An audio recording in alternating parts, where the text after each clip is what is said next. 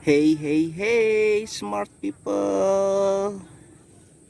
Bismillahirrahmanirrahim. Assalamualaikum warahmatullahi wabarakatuh. Pagi ini sampai kita pada saat yang berbahagia yang dinantikan oleh semua petani, yaitu panen. Jika smart people and good people menonton videonya dari awal, mengikuti saya, ini adalah lahan kentang yang telah saya review beberapa kali, tidak dari awal, hanya beberapa kali. Sekarang seperti yang saya janjikan, kemungkinan tidak akan lebih dari 1 bulan kita akan memanen kentang ini. Tidak lupa saya ucapkan, semoga yang menonton video ini sedang ada dalam keadaan sehat walafiat. Walaupun keadaannya sekarang pandemi sedang bangkit kembali, di mana PSBB mulai diberlakukan ulang, pembatasan kerumunan, dan lain hal sebagainya. Jadi boleh dikatakan kita panen dalam keadaan was-was, di mana harga kemungkinan tidak akan stabil kembali. Padahal saya berharap kemarin tuh harga sayuran sudah mulai naik, dari mulai bawang daun, kubis, wortel, sawi, tomat. Karena ada peningkatan COVID-19 jadi mulai anjlok kembali. Tapi itu bukan halangan. Sebenarnya sampai di sini ada yang saya belum bahas dan belum ceritakan di sini. Di sini sebenarnya saya menanam kentang varietas Atlantik. Nah, tentu saja tujuannya untuk skala produksi keripik kentang. Nah, bagi kalian yang suka ngemil keripik kentang merek apapun itu, nah di sini kami menanam kentangnya dari mulai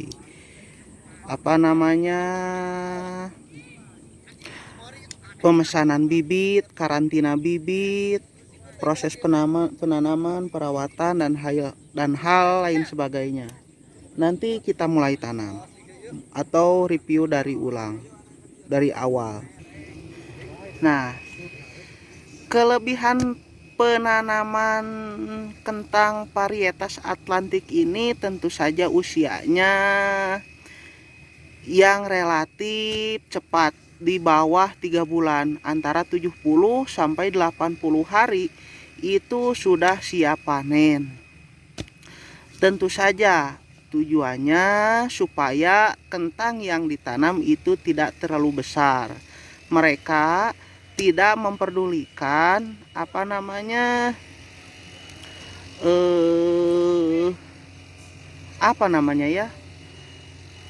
kualitas tetap harus ada, seperti tidak boleh bolong, tidak boleh gemros dalamnya, kadar airnya harus cukup.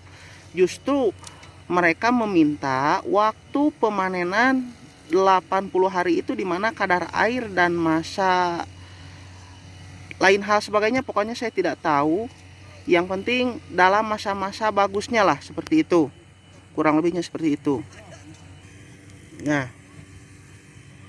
ini hasil proses pemanenan kentangnya. Ukurannya besar-besar tapi tidak terlalu besar, karena ini diperuntukkan untuk keripik kentang. Kalau terlalu besar itu masuknya reject.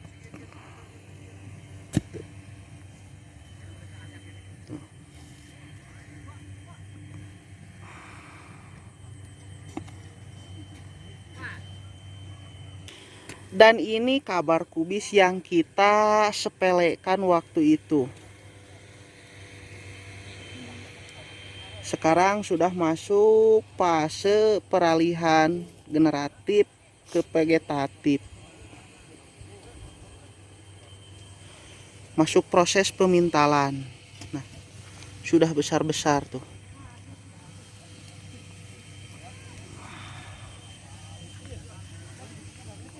Alhamdulillah sehat, tidak kurang apapun, bebas dari hama dan penyakit.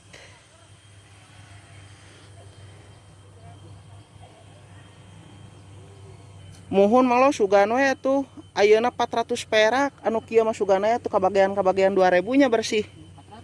400 kilo, ampun. Nota pasar 1000 perak we malo. Kulan? Nya 800 di jalan. Iya bener ongkos rata-rata 400 we kitu nu 300 panu 2,5 nu tebih ongko aya di Canak, Susud, Palasi, segala rupi jeung batina. Kulan? Wah, sidik amuradul keur mejeuna manglo abdi mah. Ini sumber penyakit tanaman inangnya nih, kita buang. Tuh. Bari sehat kieu mah ya marareber. Sugano ya tuh 2 kiloan bakal nanti ya mah 2 kilo jatuhna. Ulat dia ada, tapi makanya itu pelan.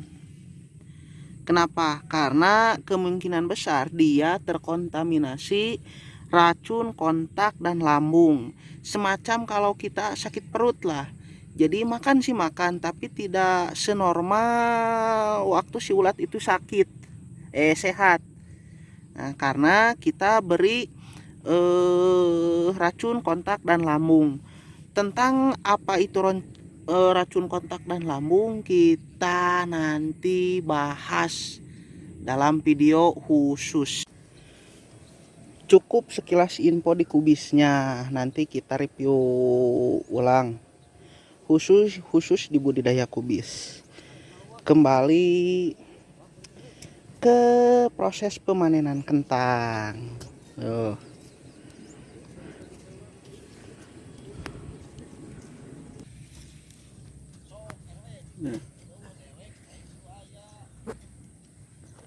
Alhamdulillah.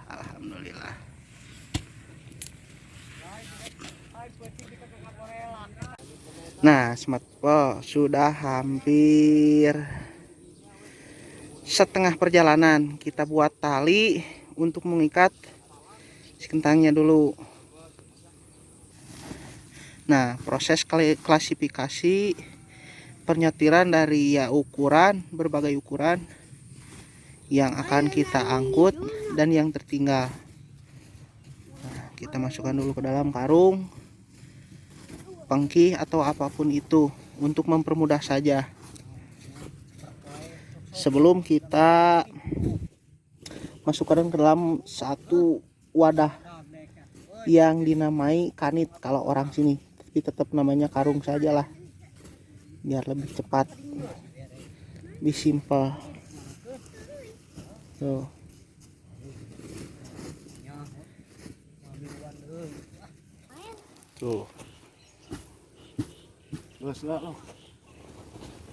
Nah,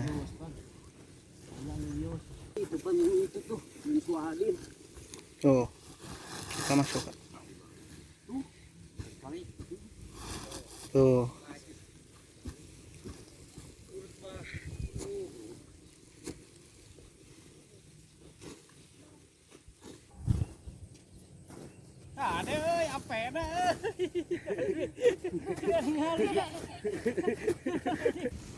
Tuh hasilnya.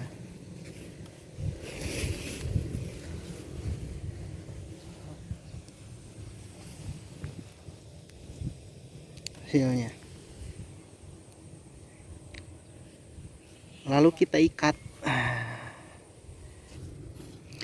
kita sortir,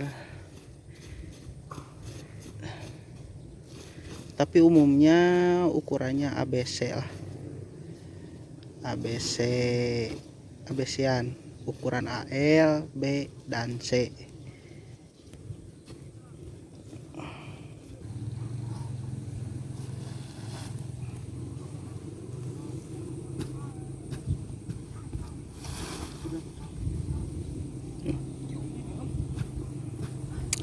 Beratnya sendiri variatif tergantung karung yang dipakai, antara 50 sampai 65. Biasanya ciri fisik karung yang besar itu ini nih. Nah, plat hijaunya ini ada 2 garis, itu beratnya biasanya 60. Kalau ini biasanya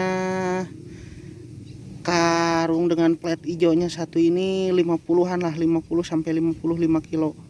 Paling kecil 48 sampai 47 kilo per satu karung. Nah, kita ikat zigzag bos. tuh.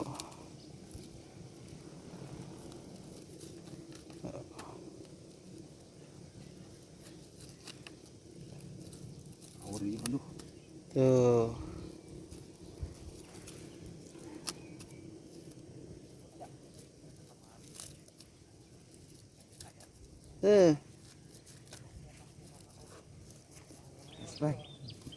Jadi mantasnya Mantas dia tegrago di teuing.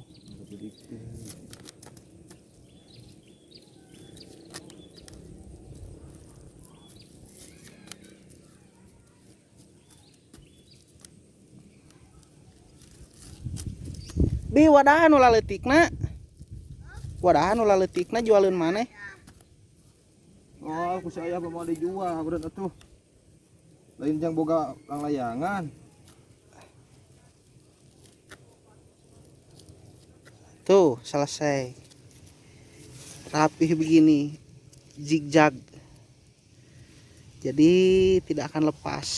Nah, setelah kita sortir menghasilkan, nah ini yang tertinggalnya tidak akan kita biarkan, tapi nanti akan kita ambil kembali, kita kumpulkan. Bisa kita jual, bisa juga kita bibitkan. Tuh. Nah, selesai langsung kita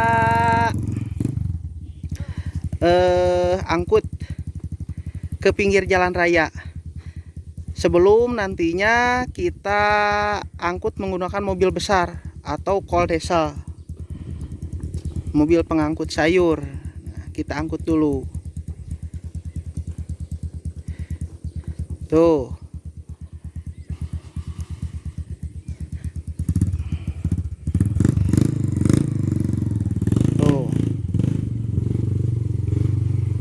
Tuh hasil bawaan letiknya bayang kayak ketang tuh. Nah, siap berangkat tuh.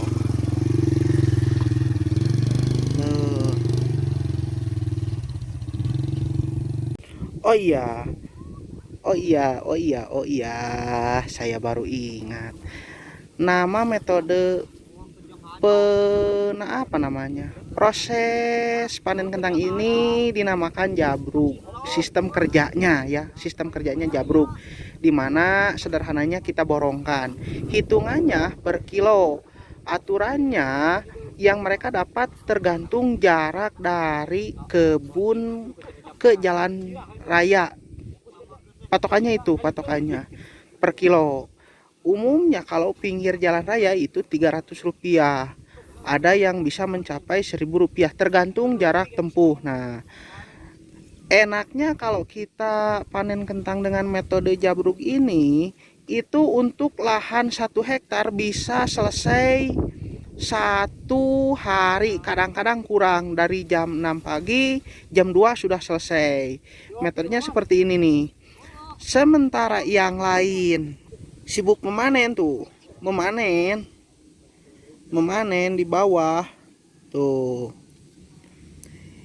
Mereka bagi tugas, ada yang nyacar, mengatur ritme,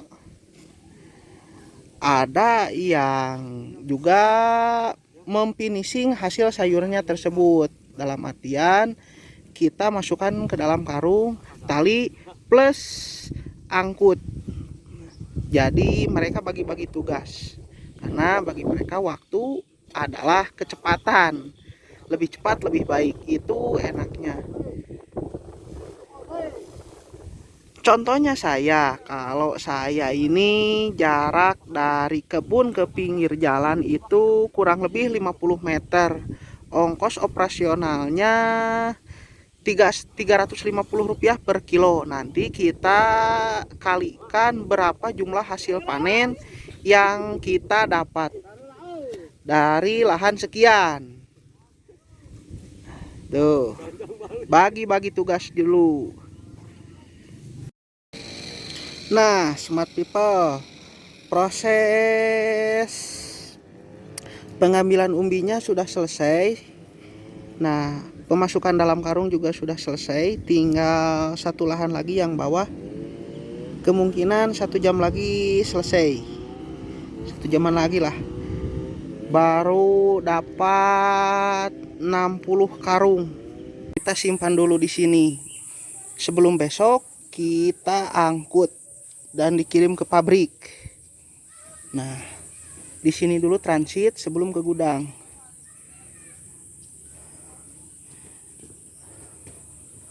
Dia mah sok kayak ke dirinya.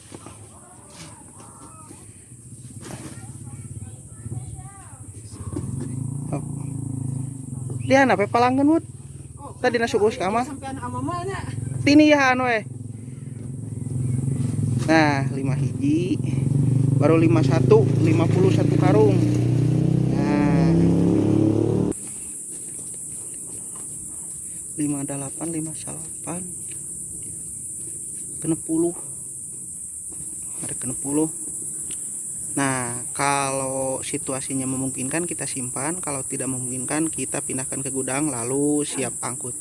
Oke, sampai di sini dulu perjumpaan kita. Sampai jumpa di lain waktu dan lain video. Semoga selalu ada hal dan nilai positif yang bisa dipetik dari setiap video yang saya upload.